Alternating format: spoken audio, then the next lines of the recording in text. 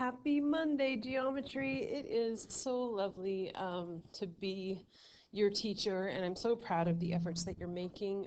Thanks so much for all that you do. I know this isn't easy.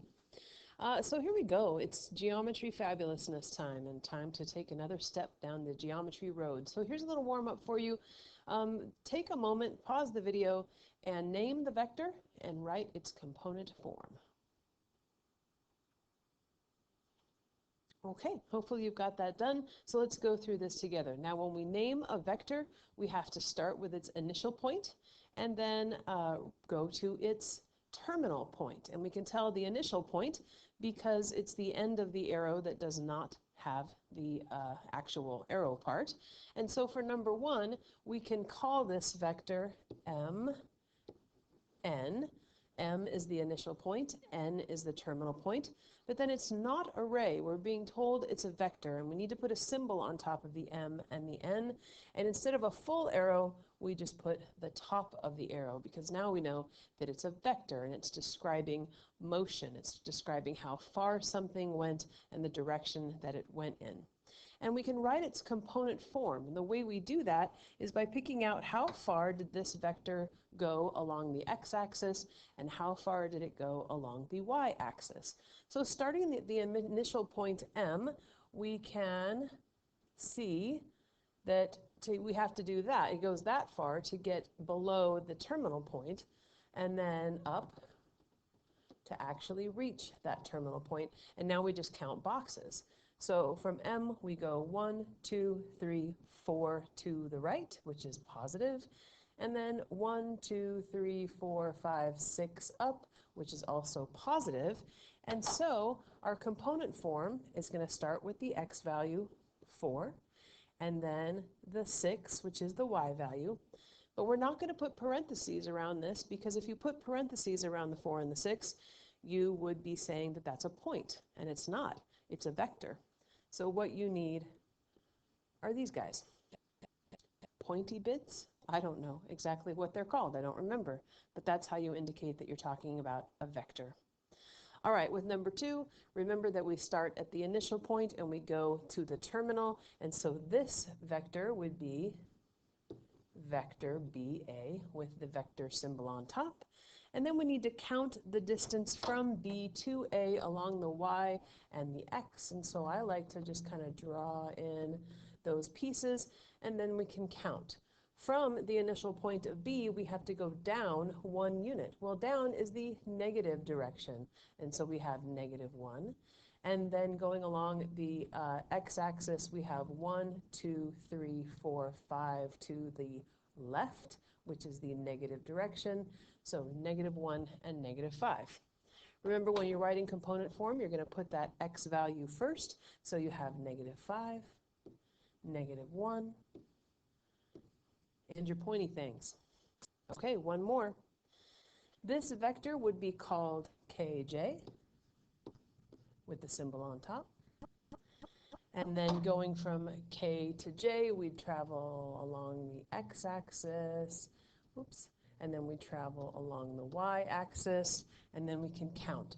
From k, we're going to the left, 1, 2, 3, 4, 5, so -5. But then we go up, 1, 2, 3. And since we went up, that's positive. X value first, -5. Y value next, +3. And wrap it up in those pointy things that let us know that it's a vector. There you go. The name of the vector is the initial point, the terminal point, and the symbol. The component form involves x values, y values, and pointy things. All right, there's your little review of vectors. So how about you take a little moment to update your notebook. Get that notebook out, find the first page that you have not written questions, and write some. Hopefully that's just the last note page that you took, because you're staying on top of this. And please push yourself to write at least 5 questions for that page, but you should write as many as humanly possible. And then find another page, hopefully it's just the next one back, that doesn't have a summary. Dig in there, write that summary, answer the essential question in that summary. Then go to your new page of notes, set it up so that you can write the topic, the essential question, a place for notes, a place for questions, and a place for a summary at the bottom.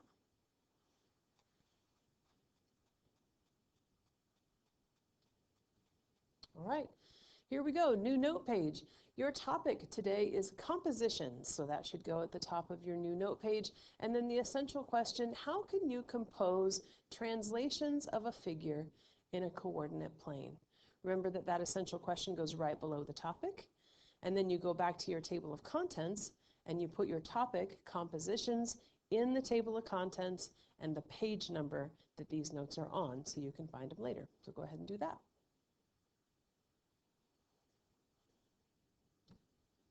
All right. So we've been talking about what happens when geometry moves and what those things look like. And this is just a little bit of a review because there's things that we've talked about that I want to be sure we remember so we can move on. The instructions are to translate segment AB, I know it's a segment because there's a segment on top of it, with endpoints A at 2, 4, you can see it there on the graph, and B at 3, 6. And so that's what it looks like over there on that graph. Now, we could write that in terms of a vector because we know that it going from A to B. Oh, nope, sorry. Let me start again. We could write a movement. We could translate this segment in terms of a vector. And this vector tells us that this whole segment would go 2 units to the right and 4 units down, because that 2 is the x value and that -4 is the y value, and the positives and negatives are direction symbols. And so we can take this segment and we can move it just like that. We would take point A and we would move it 2 units to the right, 1, 2, and then 4 units down, 1, 2, 3, 4, and it would end up here. Now remember that we can't call that thing A. We actually have to call it A prime because we have to be able to tell the difference between the original or pre-image and the image, which is the one after it has moved. Now we'll do the same thing with B. 2 units to the right, 1, 2, 4 units down, 1, 2, 3, 4, and this is where B prime lives. Connect those two, and you see that that vector moved that segment 2 units to the right and 4 units down. Now you could also express that same movement in a rule. And what the rule does is tells us that we take every point and we move it 2 units to the right and 4 units down. It's exactly the same idea as writing it like a vector, but it just sort of pulls it apart a little bit. These rules that we're learning are basic computer coding. This is how you might tell an object to move if you were programming it to do so. And then the third way that we can show a translation is obviously by looking at the graph. We can see that it started in one place, it went to another. We can tell the beginning place or the pre-image because it doesn't have these prime symbols, and we can tell that this guy right here is our image because it has the prime symbols. So there's 3 ways to show a translation. You've got vectors, you've got rules, and you've got graphs, and all of them are just different ways of saying the same thing. Now, here's the thing with movement, though. You don't just move one direction or another. Sometimes you move a direction and then you move another direction, and it ends up being a combination of movements. In math, in geometry, we call that a composition. A composition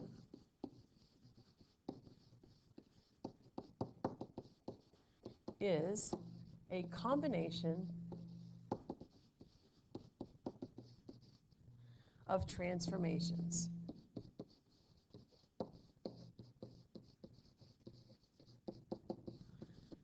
And you can put any transformation with another transformation and have a composition. Look at the word composition. Do you see how it has co in it? We've talked about co meaning together. And then position is in the second part of the word. And a position is sort of like where something is.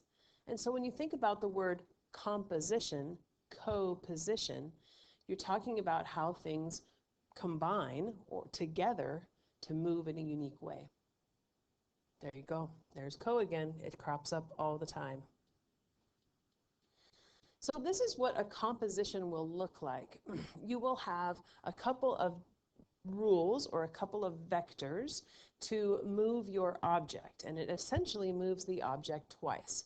So in order to show you this, I'm going to put a 1 in red next to this translation, and then a 2 in green for this translation, and then we'll talk about what the composition is in just a second. So really you just move this segment RS with endpoints at 8.5 and 6.8 by each translation individually. So let's just take that first movement. We have a rule that says take every point X and Y and move it 5 units to the right and 2 units down. So let's do that. We can take R and we can move it 5 units to the right, 1, 2, 3, 4, 5, and 2 units down, 1, 2, and we end up at this place, which we call R prime. We can do the same thing with S, 5 units to the right, 1, 2, 3, 4, 5, 2 units down, 1, 2, and we can call it S prime, and we have successfully translated, oh, that's terrible, but you get the idea, RS using that first translation. So we're done with this one now. Oh, I'm so sorry about that feedback. I'm going to turn down my mic a little bit. All right, so the next step is to translate it again. Now, we are going to translate SR prime this time. We've already translated SR to SR prime, and now we're going to start at SR prime and translate that one with this second translation. So this translation says take the points, move them 4 units to the left. Oh, that feedback though. And 2 units down. So let's take R prime and move it 4 units to the left. 1, 2, 3, 4, and 2 units down. 1, 2. Now, we might be tempted to call it R prime, but we have to indicate that it's somehow different from the first R prime. So what we do is we just put another prime symbol.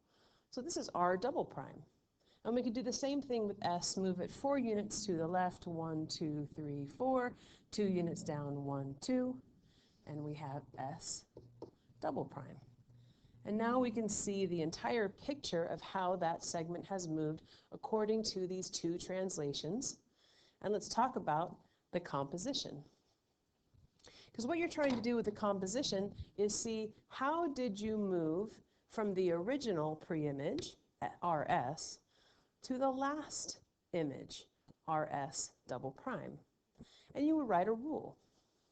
So our composition is going to look like this in the beginning. And then we're going to figure out how far did SR, or sorry, I keep saying that, RS move to RS double prime.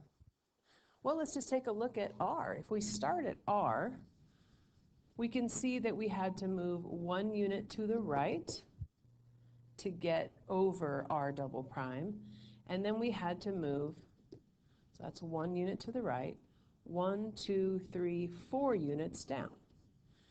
Did the same thing happen with S? Well, let's see. We moved 1 unit to the right, and 1, 2, 3, 4 units down. And so it looks like our composition, when we take these 2 translations and we put them together to describe the composition of those translations, we would have that we moved X 1 unit to the right, and we moved Y 4 units down. And that is your composition rule. Let me show you something. I'm actually going to erase some things. I want to show you something kind of neat. Because sometimes you have the graph when you're looking at a composition, and sometimes all you have are the rules themselves. But let me ask you this. If you took 5 and you subtracted 4, what do you get? What's 5 minus 4? It's 1, isn't it? And then what if you take negative 2 and you subtract 2 more? You get negative 4. So you can combine rules, you can compose rules just by adding them up or subtracting them, whatever the operation is telling you to do. All right, so there's a composition. So let's do this again. Let's translate this triangle 2 times and then figure out the composition. So ABC lives at 221745. You can see it there on the screen. And our first translation looks like it's going to go 1 unit to the right and 3 units up. So we'll take A and we'll go 1 unit to the right, 1, and 3 units up, 1, 2, 3, and there is where A prime lives. Let's do the same thing with B, 1 unit to the right, 1, 2, 3 units up, here's B prime, and C is at 1 unit to the right, 1, 2, 3 units up for C prime, and then you connect these guys together, always connect them, and you have the first translation is done. Now from there, you're going to do the next translation.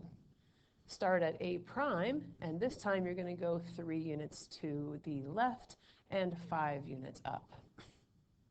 So x minus 3, 1, 2, 1, 2, 3, and 5 units up, 1, 2, 3, 4, 5. And there you have A double prime. Do the same thing with B, 3 units to the left, 1, 2, 3, and 5 units up, 1, 2, 3, 4, 5. There's B double prime. And then C, 3 units to the right, 1, 2, 3. Oh, I did B wrong. I did B double prime wrong. You know, this feedback is really bugging me, messing with my head. Try turning it down again. I don't understand why it's doing that this time. All right, let's try B again. We wanted to go 3 units to the right, not just 1. And so B goes 1, 2, 3 to the right. Oh, maybe I did do it right. And then 1, 2, 3, 4, 5 up. Oh, sorry, you guys. There's B double prime. I think I did it right the first time. And then C prime, 3 units to the left, 1, 2, 3, and 5 units up, 1, 2, 3, 4, 5. And here is C double prime. And there we have our second translation. Now, we could either use the graph to figure out the composition by counting the distance from A to A double prime.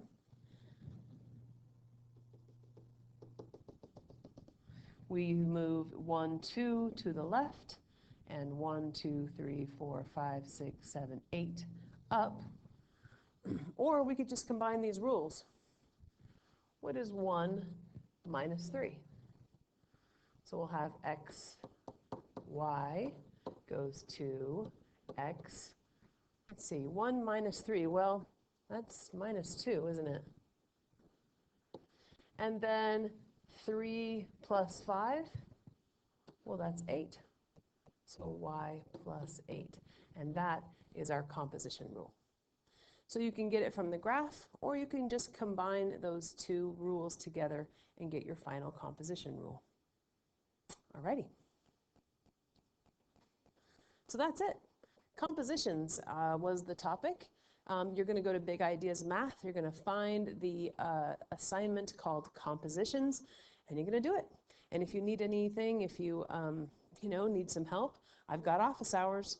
If you go to the Google Classroom page and you click office hours, it'll tell you exactly how to get there.